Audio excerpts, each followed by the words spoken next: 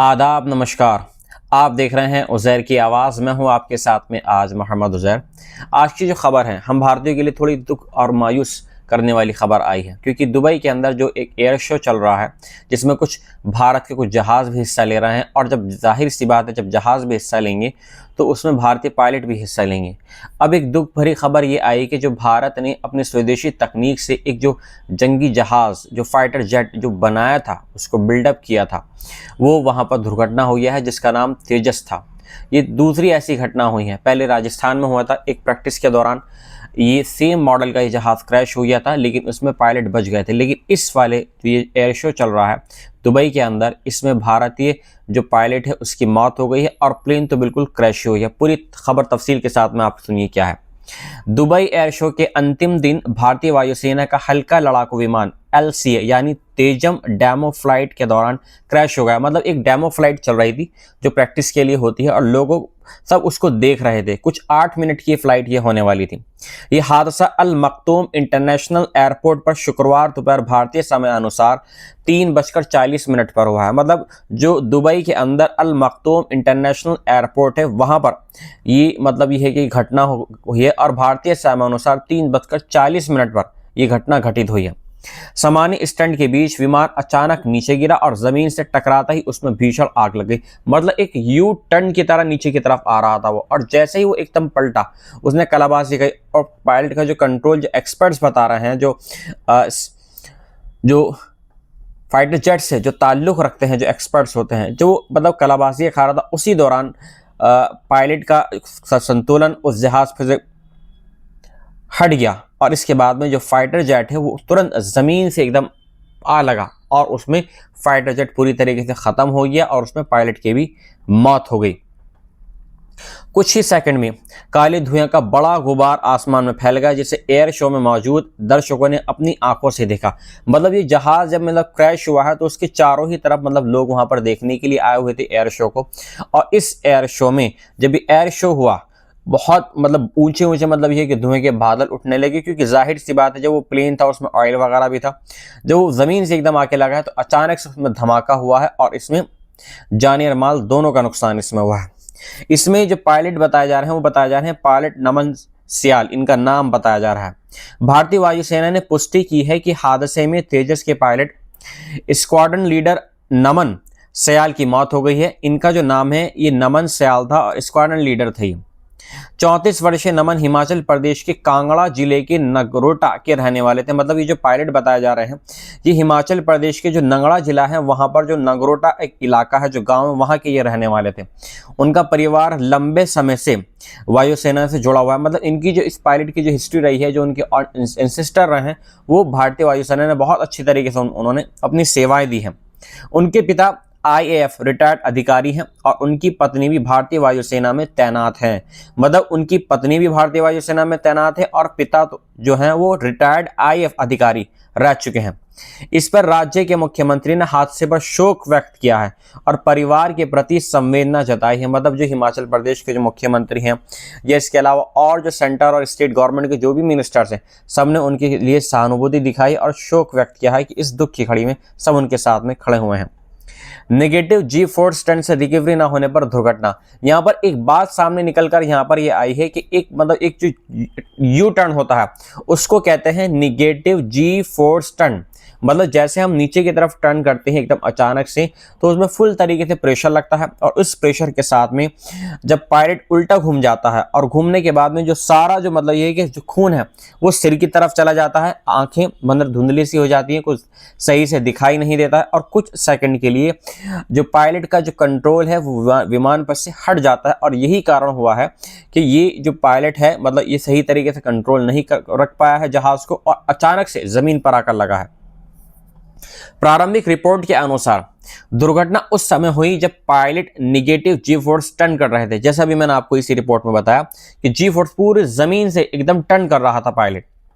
Aviation experts का मानना है कि ये वह स्थिति होती है जहां विमान नीचे की दिशा में तीव्र गति से झुकता है, एकदम नीचे की तरफ झुकता है, पूरा एकदम यू टर्न लेता है, जिससे पायलट का शरीर सीट से ऊपर उठने लगता है। मतलब अब जैसे मैं सीधा सीधा जा रहा हूं, एकदम कोई मुझे एकदम पलट दे तो मैं क्या होऊंगा, मेरी पूरी बॉडी नीचे आ जाएगी, और जब मेरी पूरी बॉडी नीचे आ जाएगी तो मेरे पूरे दिमाग में खून भर जाएगा और मेरी आंखों में मतलब ये कि धुंधलाहट आ जाएगी। यही पोजीशन उस टाइम पे जो एक्सपर्ट बता रहे हैं ऐसा हो सकता है, जिसकी वजह से ये निगेटिव जी फोर्स टर्न रिकवरी जो टर्न ये ले रहे थे उसमें मतलब ये है कि प्लेन क्रैश हो गया है। वीडियो फुटेज में देखा गया है कि तेजस बिना किसी ग्लाइडिंग या रिकवरी मूवमेंट के सीधे नीचे गिरा, मतलब उसको बिल्कुल भी मौका नहीं मिला एक टर्निंग पॉइंट का या कोई रिकवरी मूवमेंट का, एकदम डायरेक्टली वो नीचे आकर गिरा है जमीन से।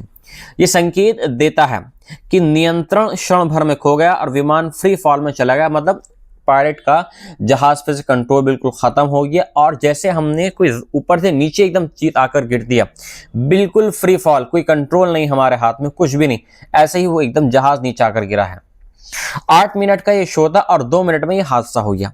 मतलब ये जो शो होने वाला था तेजस फाइटर प्लेन का जो जहाज है इंडिया का, इसका जो शो 8 मिनट का होने वाला था, लेकिन ऊपर वाले को ये मंजूर नहीं था और ये सिर्फ 2 मिनट ही टिक पाया और 2 मिनट में ये हादसा हो गया। तेजस को एयर शो में 8 मिनट का एरियल डिस्प्ले स्लॉट मिला था, मतलब 8 मिनट का इसको टाइम मिला था ताकि जो वहां पर जो लोग बैठे हुए हैं, जो ऑडियंस बैठी हुई है, बड़े बड़े लोग आए हुए हैं देखने के लिए, वो उसका मतलब ये है कि जो कर्तव्य वो दिखा रहा है वो दिखा सके। स्थानीय समय के मुताबिक इसकी फ्लाइट 2:15 पर होकर 2:23 पर खत्म होनी थी, मतलब ये 8 मिनट का ये टाइम था। हादसा प्रदर्शन के शुरुआती हिस्से में ही हो गया, जिसके बाद एयर शो को तुरंत रोक दिया गया। मतलब जब ये एयर शो शुरू हुआ है तो शुरुआत में ही ये जो है ये प्लेन क्रैश हो गया, और जैसे ही ये क्रैश हुआ तो कुछ देर के लिए एयर शो को बंद करना पड़ा और 2 घंटे तक एयरपोर्ट पर उड़ान संबंधी सभी गतिविधियां स्थगित कर दी गई, और जो भी मतलब एक्टिविटीज हो रही थी, कोई प्लेन आ रहा है, कोई जा रहा है, तो जितनी भी एक्टिविटीज थी उन सबको रोक दिया गया। अब हादसे की बात की स्थिति क्या है वहां पर एयरपोर्ट पर, देखिए फ्यूल लीक की अफवाह। दुर्घटना होते ही यूएई की इमरजेंसी टीमें और एयरपोर्ट का फायर रेस्क्यू स्टाफ मौके पर पहुंच गया। जैसे ही मतलब ये प्लेन क्रैश हुआ है, तुरंत जो एयरपोर्ट की जो इमरजेंसी टीम वगैरह होती है और इसके अलावा जो यूएई के और जो दूसरे डिपार्टमेंट्स के जो इमरजेंसी टीम होते, तुरंत वो मौके पर पहुंचे। आग बुझाने में कई मिनट लग गए, लेकिन पायलट को नहीं बचा सके। हादसे के बाद एयर शो से सभी दर्शकों को बाहर निकाला गया। स्थिति सामान्य होने पर लगभग 2 घंटे के बाद शो फिर से शुरू किया गया और पहली उड़ान रूस के सुखोई Su-57 स्क्वाड्रन ने भरी। और फिर इसके बाद में जो फिर दोबारा जब ये शो शुरू हुआ तो इसमें जो रूस का जो सुखोई Su-57 था उसने वहां पर करतब दिखाया लोगों को, मतलब अपने जो एक एयर शो में दिखाते हैं, जो प्रदर्शनी लगती है, जो एग्जीबिशन लगती है, उस चीज को उन्होंने दिखाया। अब यहाँ पर एक और बात सामने आई है रक्षा मंत्रालय की तरफ से। फ्यूल लीक की अफवाह, रक्षा मंत्रालय ने बताया अफवाह, मतलब कुछ ये भी बात, एक अफवाहें उड़कर सामने आ रही हैं कि इसमें कुछ फ्यूल लीक हो गया था जिसकी वजह से ये प्लेन क्रैश हुआ है। जबकि जो भारत का जो रक्षा मंत्रालय उसने कहा है कि बिल्कुल अफवाह है, सरासर बिल्कुल एक गलत बात है, इसमें कोई ऐसा नहीं हुआ। ये जो भी कुछ हुआ है ये पायलट की उसने कंट्रोल खो दिया था जिसकी वजह से ये प्लेन क्रैश हुआ है।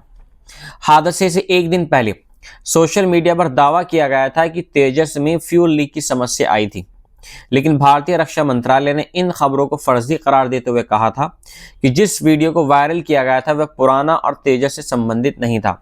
मतलब ये अफवाहें चलाई जा रही थी उड़ान से एक दिन पहले ही कि जो तेजस है इसमें फ्यूल लीक हो जाता है और इसमें इस तरह की दिक्कतें सामने आती है, लेकिन जो रक्षा मंत्रालय उसने इन बातों का खंडन करा था और उसने कहा था कि जो वीडियो सर्कुलेट हो रही है, जो वायरल हो रही है, वो तेजस की नहीं है, वो और कोई दूसरा प्लेन है जिसकी ये वीडियो है। अब इसके बाद में ये प्लेन जो क्रैश हुआ इस पर जो यूएई के जो रक्षा मंत्रालय है, जो डिफेंस मिनिस्ट्री, उसका आधिकारिक यहाँ पर बयान अब सामने आया है।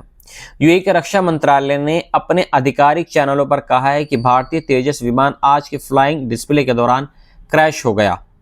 मंत्रालय ने बताया कि आपातकालीन और दमकल टीमें तुरंत पहुंची और घटना स्थल को तुरंत सुरक्षित किया गया।